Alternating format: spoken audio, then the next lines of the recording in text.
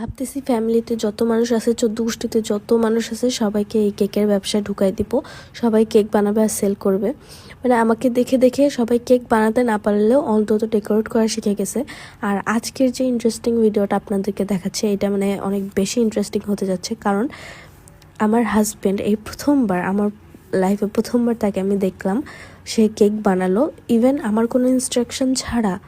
মানে সে শুধু আমার ভিডিও দেখছে এর আগে, মানে অবভিয়াসলি আমার ভিডিও তো তাকে দেখতেই হবে।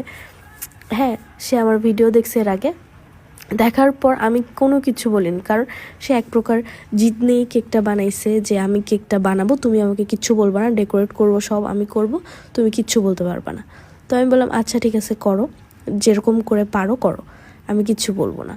তো এই যে প্রথমে দেখতেই তো পারতেছেন যে ক্রিম দেওয়ার যে ইয়াটা, সেই জিনিসটাও কিন্তু সে ভালোভাবে ভিতরে ক্রিম দিতে পারেনি।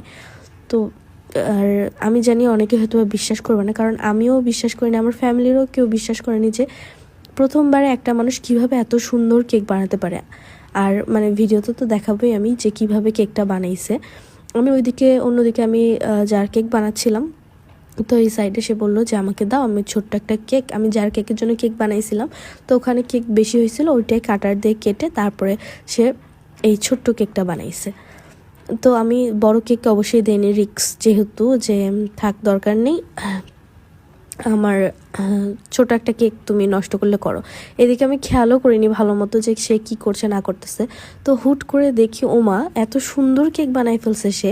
আর মানে কি বলবো, যে ডেকোরেশন সে বুঝতে পারতেছিল না যে কী করবে, তবু যে মানে ফিনিশিং এত সুন্দর দিবে এটা আমিও আসলে ধারণাই ছিল না আমার।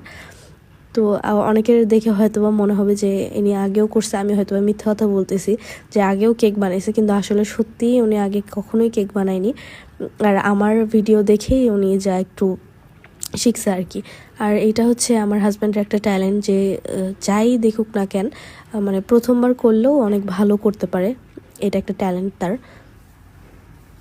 তো এই যে এখানে কেকের ফিনিশিং দিচ্ছে, আমি জাস্ট তাকে সব জিনিসগুলো রেডি করে দিছি যে কোনটা কোনটা ইউজ করি আমি।